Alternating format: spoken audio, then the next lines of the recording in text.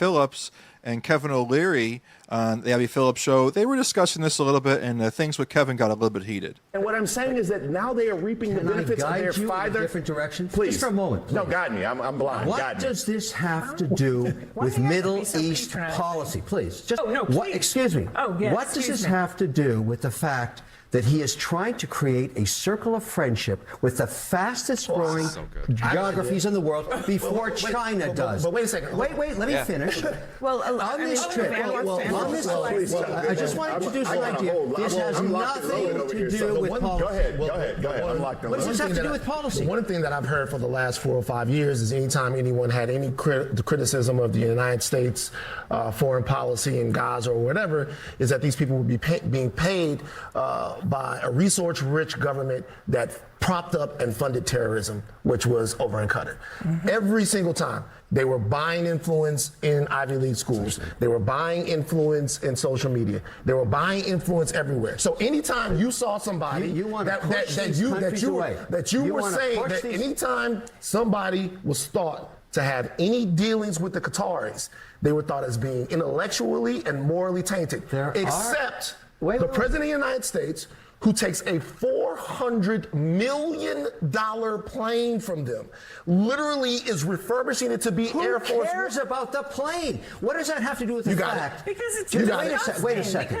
You know what? Shut him up. I don't get it. Why focus on something that is irrelevant to the policy? It's not irrelevant. I just want to pause it for a second. Yeah, I mean, the more I think about it, and I kind of had this thought in the very beginning when I heard this, even though just my reactionary thought is, oh, that's bad. Like, why would he do that? Stop that. If getting this deal done, if your goal, if you have a big picture in mind and I'm not going to pretend, I don't even know how the plane deal went down. I don't know if he asked for it or I don't know. But either way, for the plane to be presented to him, if that to me just seems like an optics thing. It just seems like, okay, like maybe they want to do that because that's what they want to do. They want to send some kind of message. Okay, and look, messaging and optics is important, and you could say that was an optic failure. You could say that. You could make that case, but I see what Kevin is saying, and I think if Trump is playing for a bigger picture, and this is just stuff that's happening in the background, then like it's really just a distraction from what is really gonna come from this deal and what's gonna come out of this situation with Qatar. Yeah, no, it's definitely honoring of the United States of America, and it's so honoring that it's a little bit weird to see. But I think there's a lot more good that's coming from this than bad, and all these little tidbits and sound bites. Okay, we're aware of, for example, Syria. The president of Syria used to be involved in Al Qaeda. Okay, I mean, there's a lot of very difficult sound bites associated with all of this that's sort of hard to swallow and sort of hard to correlate for me. For example, I'm not the biggest fan of Saudi Arabia. Okay, I want to save this side of the conversation for Alex to get back, but let's just continue here watching Kevin lose it. Who just say, Kevin was staying at my same storage facility. His storage unit locker was right next to my storage unit locker in Miami, Florida. Yes, so.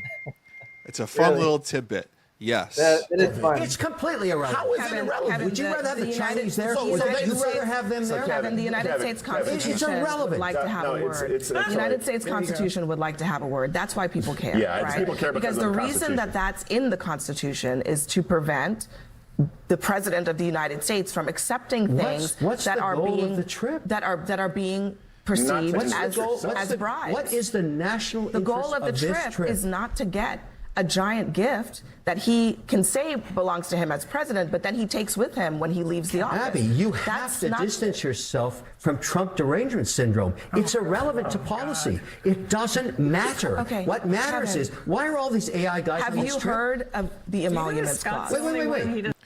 And Kevin's right. She does, because what she's doing, she's insinuating the exact opposite of what Trump has already articulated.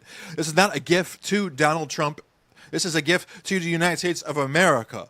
And then Trump's intentions was that he would be able to turn it into a museum when he leaves office. Okay, that little attachment would be up to the next president of the United States to determine what this asset and what would be produced on it. But these vampires on CNN do absolutely suffer from Trump derangement syndrome, and they can't ever even articulate or brainstorm positivity or good when it comes to these type of actions. They're just constantly looking for the negative side of this equation. Why do you got to see their faces when he says this, when he calls her that? You have to distance yourself from Trump derangement syndrome. It's irrelevant to policy. It doesn't matter. Okay, what matters is, why are all these AI guys on the street? Have you heard of the emoluments clause? Wait. Why do you have all the leaders? Kevin, no, seriously, it's a serious question. Have you heard of the emoluments clause?